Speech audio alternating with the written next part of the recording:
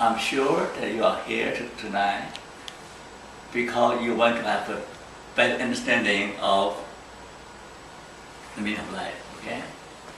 And so we want to find out what Frankl had to say, because most people have different ideas about what meaning of life is. Okay? There's a big idea. For example, they will say, I prefer to have a meaningful relationship to one night stand, right? So they end like that. Oh, I prefer a meaningful work to just making money.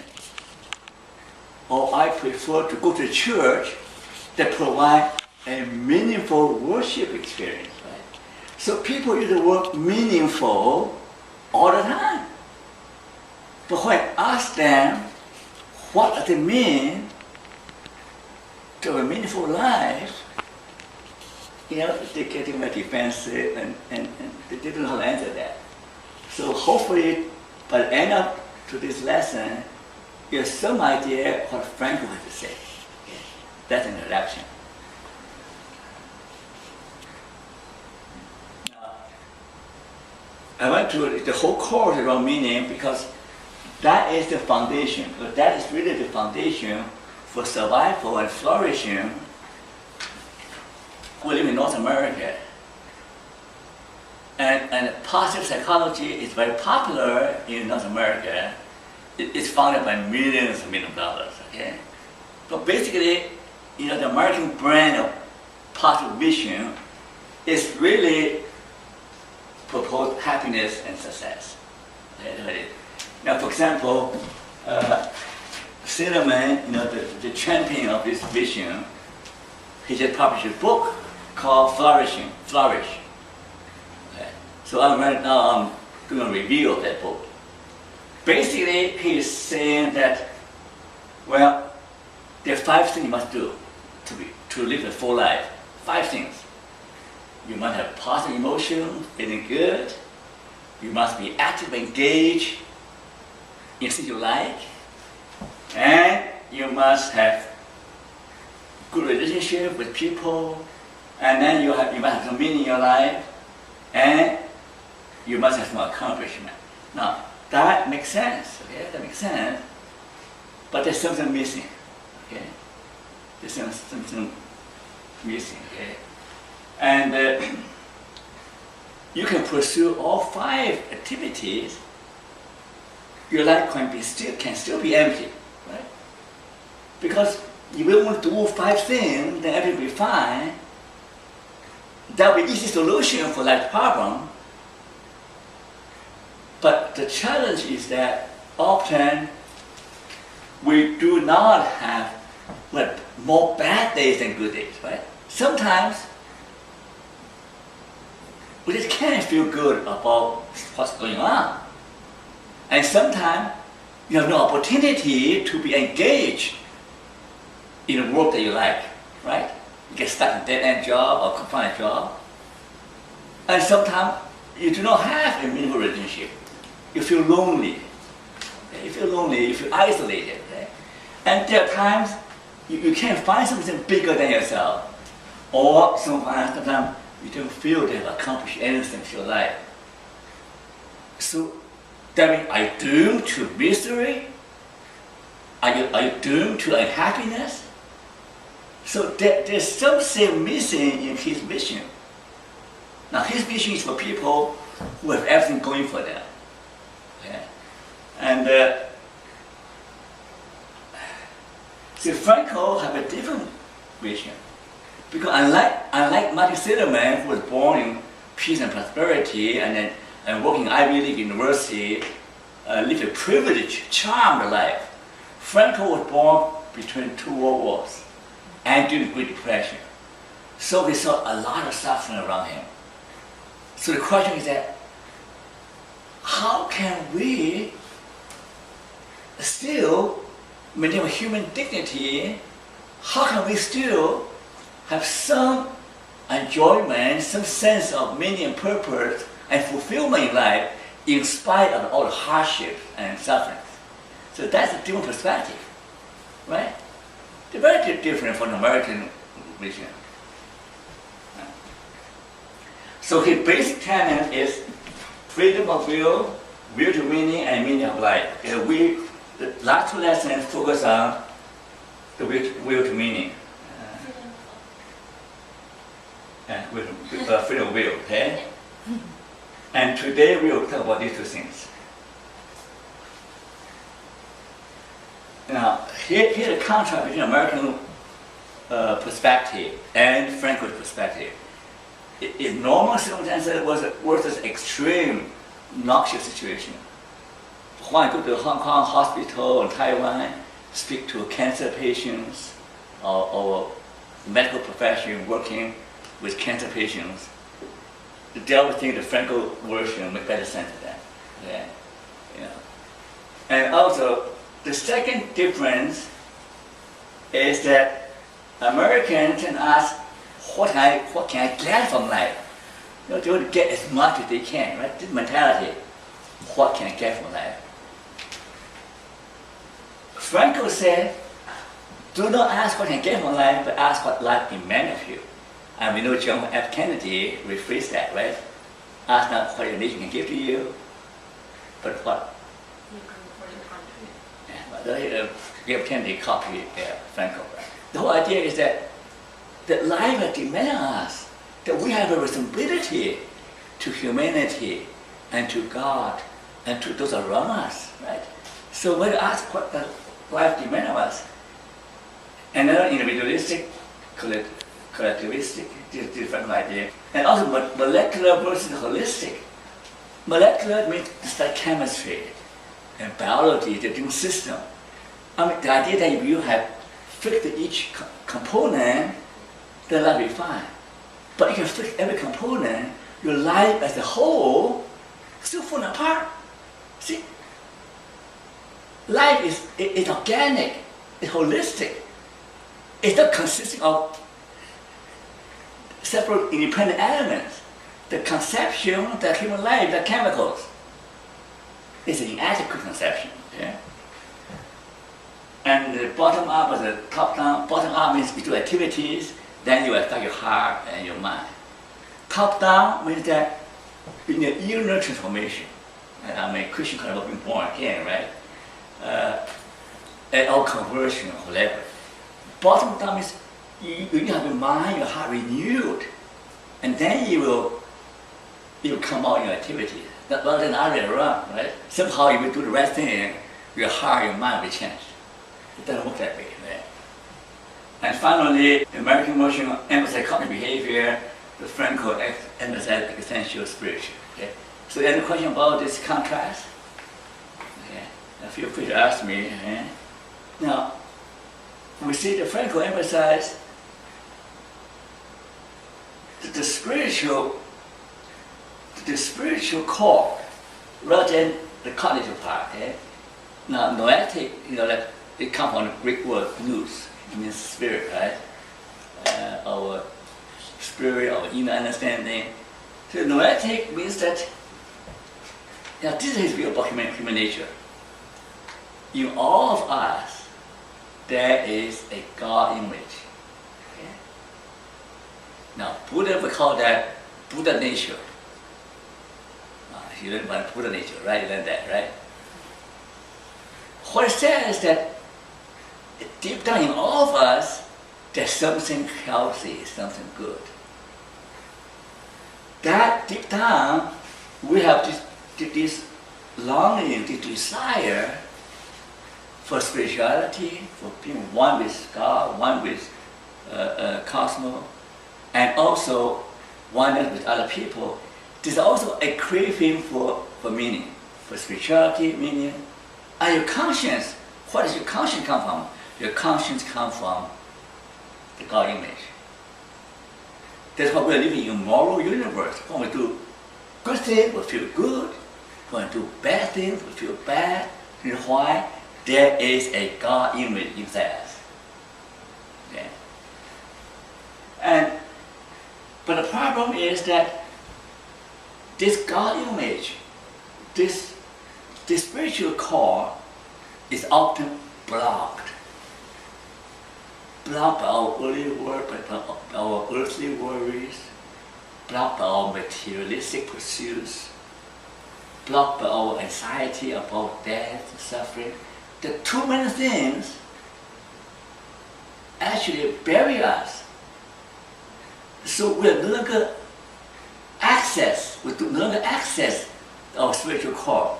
So we live like an animal, basically. Day to day, live like an animal. But then sometimes things happen to us.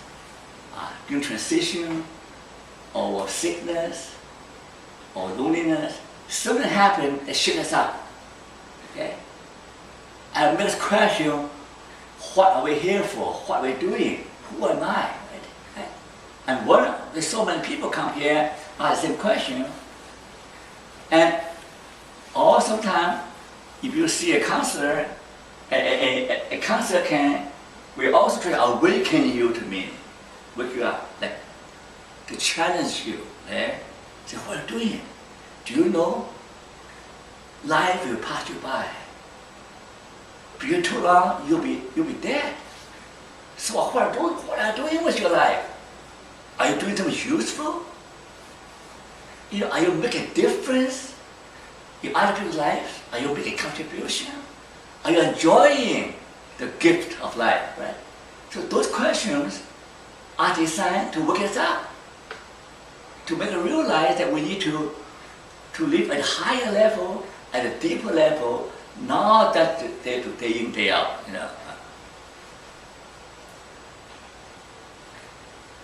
Now, the self-transcendence is a big thing, okay? So I mentioned that the Martin Seligman's formula is inadequate because he defined meaning in terms of devoting yourself to something bigger than yourself, such as your family, or your business, your club. But self-transcendence means more than that. Meaning means more than that. Okay? Self-transcendence enables us to rise above your circumstances. You might be old like me, you might be sick, you might be poor, you might have a bad life, bad luck, you might have all the bad things happen to you, but the self-transcendence means that you are not determined by what happened to you. You're going to rise above all those negative forces that are about to conspire to destroy you. You're going to rise above, you transcend all that, right? And self-actualization is a side effect of self-transcendence. It's Americans want to actualize themselves, but Frankl says that the most important thing is to find your calling. Find what life demands of you. When you're able to transcend your self-interest and fulfill your higher calling, then you find fulfillment. So it's the other way around. Any question?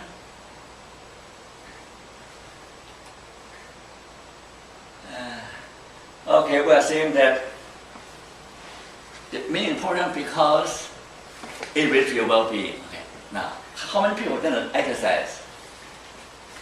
Okay. Now, are you still high in the medium part? Mm-hmm. And are you still high in the life satisfaction? If you score high, meaning you'll be high life satisfaction. You're low in meaning you'll be low in satisfaction. It's a little exercise. Let me check on your boots. Oh, you do it? Oh. Anybody else high? Do you do it? Of course I did it. Okay, you're high. How about Melissa? Have you done it? No. No?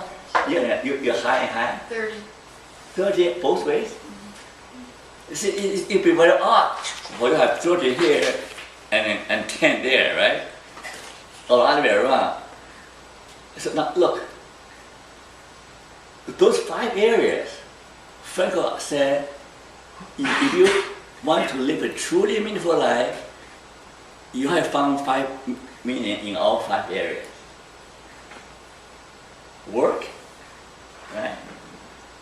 Relationship, suffering, death and life as a whole. See? The American doesn't want to talk about suffering, doesn't want to talk about death. They want to talk about activity, achievement.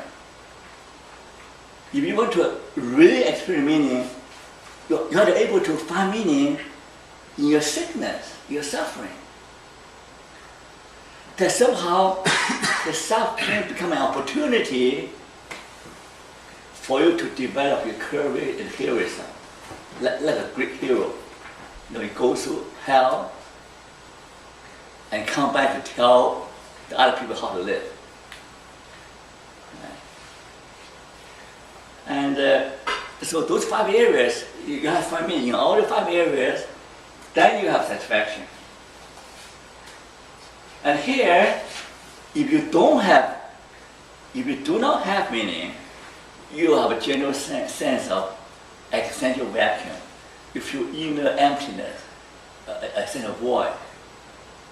At a more extreme level, it will lead to the tragic triad, pain, guilt, and fear of death, or the neurotic triad, depression, aggression, and addiction.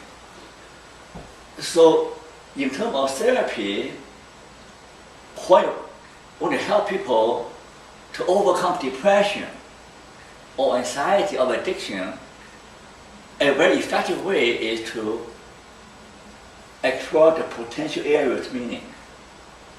Okay? If they're able to find something, to cling to anything that can give them some meaning, they will on their way to overcome.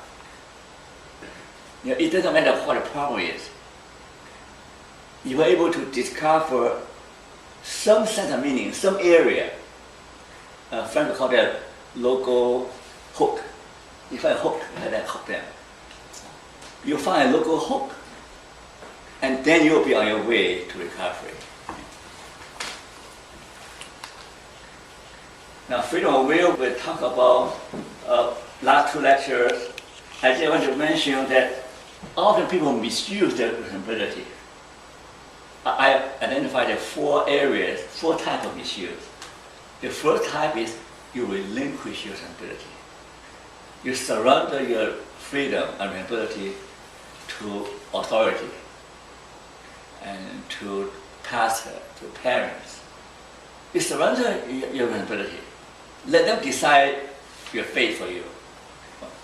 The second kind of view is that you abuse your responsibility. You don't hold yourself accountable for the freedom you have been given. You just abuse it. You just do a sloppy job. Nobody find out. That's abuse. And the third mistake is that you overstep your area of responsibility. You overstep into other people's territory. Again, great problem. And the last type will be the worst type, is depriving others of their responsibility. Chinese parents do it all the time. Chinese parents want to arrange everything for children, so deprive them of learning how to be responsible. Or dictatorship, in any country, the government deprives you of your responsibility. An authentic person, okay.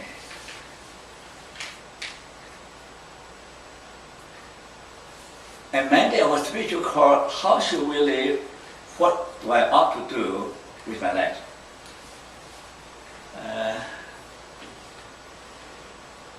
I think it's Aristotle said, there are 2 important questions everybody must ask. The first question is how I ought to live. The second question is that how can I be happy? American turns around. The first question they ask is how can I be happy? And they don't care too much about how we ought to live. See, these 2 are very different questions. How should we live? How we ought to live responsibly, virtually? How do we live an exemplar life? And how do we fulfill our mission in life? See, how we ought to live is very different kind of question than how can I be happy? Right? So if you keep asking how to be happy, you'll be miserable. But you miss your calling, you can try everything. You're still not being happy. You're still being unhappy. The last point is that an authentic person must take a stand and make a choice in spite of fear, anxiety. So it is a scary thing to have freedom because you're so afraid of making mistakes, right? On Sunday, the young girl said, I'm so afraid of failure. I'm so afraid of change. Everybody is afraid sometimes. So the key is that you take a stand and do what's right. Sooner or later, you have to take a stand. And sometimes you take a stand against the whole church, against the whole school, against authority. And the people who make the most impact on society are those who dare to take a stand. And Martin Luther said, here I stand, so help me God. Remember? Mm-hmm. He changed the whole Catholic establishment. He said, here I stand. Even though he knew that he might be killed, but he take a stand. So that's the key. Sooner or later, if you do not dare to take a stand, you never amount to anything. Okay? Now here are all the areas of ability, whether you're a follower, you're a leader, in work, in attitude, the responsibility is a big issue. See, for logotherapy, the main emphasis is not happiness, but responsibility. You live responsibly in all areas of your life. Not as a burden, an obligation. I should do this. But as an inner mandate, they come from the heart. Right? They come from within. It's a privilege. It's a passion or compassion to do something for other people and for God. So it's very different from about, Jesus said, come to me, my yoke is what? Light. What I said? Come to me, my yoke is light. Do not take it, it's burden, it's a heavy burden. Come and rest, because my yoke is light. So if you really have love and compassion within you, the burden will be light.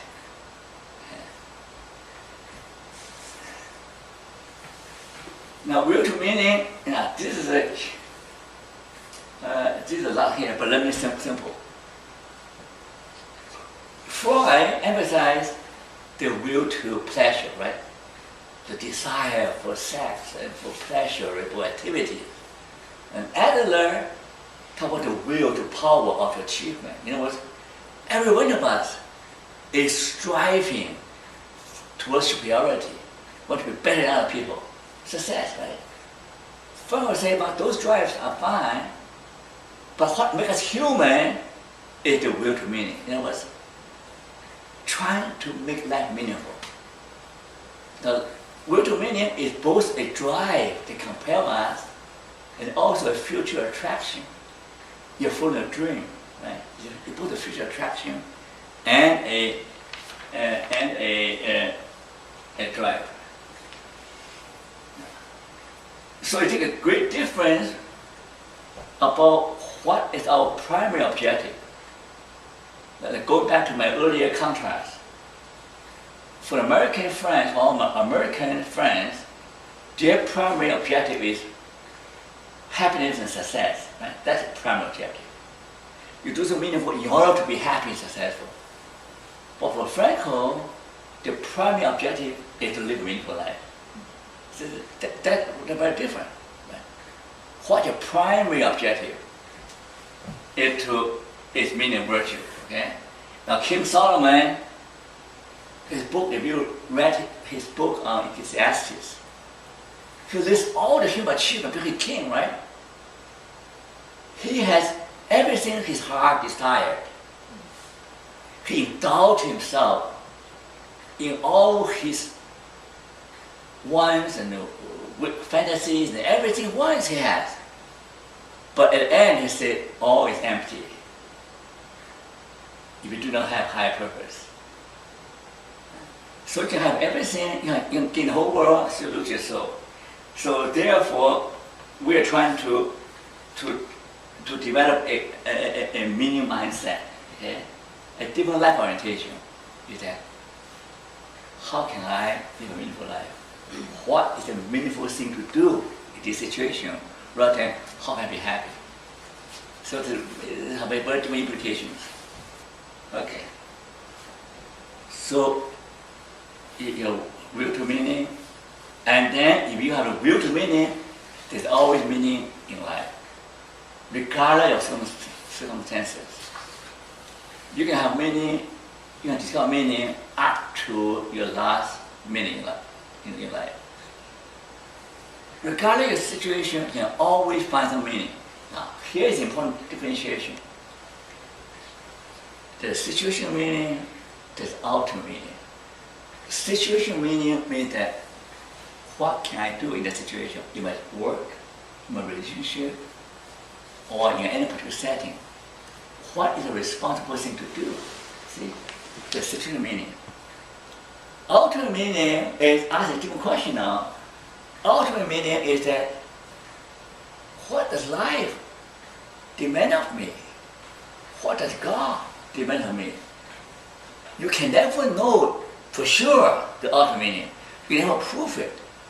What you need to do is to have an inner spiritual core in touch with the ultimate demand. Right? See, we all have a spiritual core. Your spiritual core must be aligned with the ultimate demand of your life. So when there's connection there, and you're more likely to know God's will. Furthermore, you don't discover the ultimate meaning by just reflection or meditation. You also need to be actively engaged in the world, actively engaged in relationship, like come to meet up, going to expose yourself to different challenges. You have to expose yourself to all kinds of situations in order to discover your calling. Right? You don't discover your calling by sitting in your room. You never know what's lurking around the corner. You never know which door will open. You never know. You might knock 1,000 times, but all you need is what?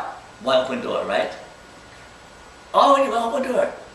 All you need one right man to marry, or one right woman, right? You can have rejection, doesn't matter. All you want. You have to, actually seeking, knocking, trying, and put yourself, take a risk. That's how you discover. Right? Nobody hand over to you, say, this is your will. Nobody can tell that to you. You have to discover yourself. Yeah. Oh, that's enough. No, So, no, it's fine now. huh? Go on. Oh, come. Over here, look. Oh, sorry. She would not let me stop. Okay, thank you.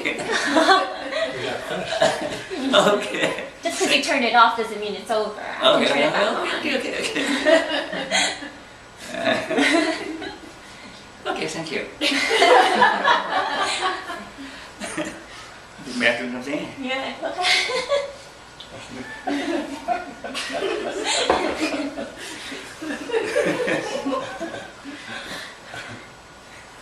Okay.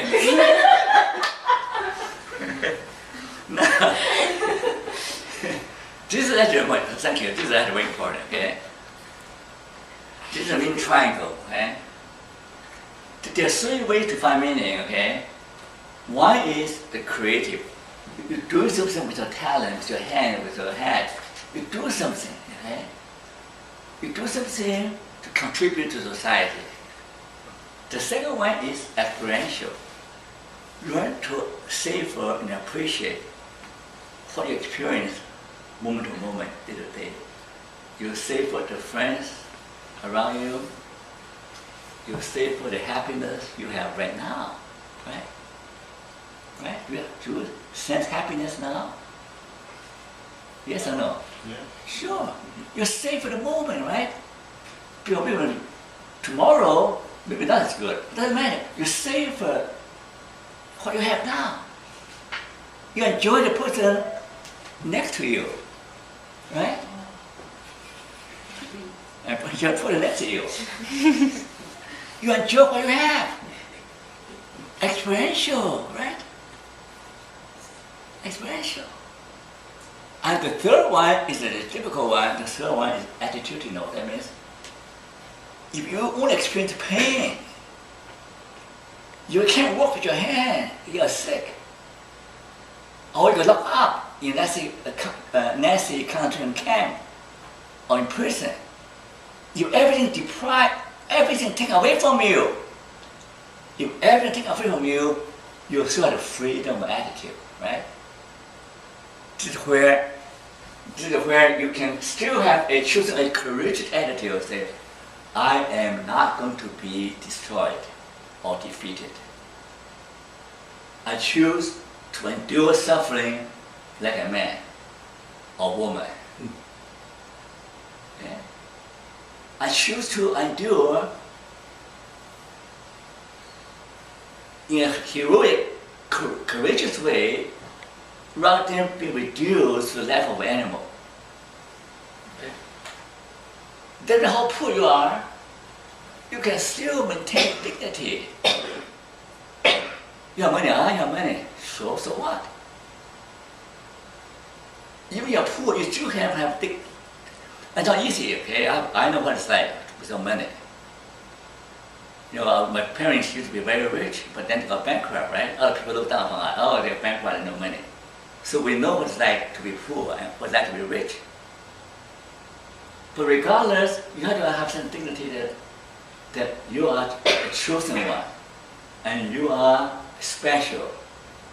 That poverty does not make you nobody. Okay, don't let anyone despise you, and don't you dare to despise yourself. Okay, you have no job, don't despise yourself. You're somebody.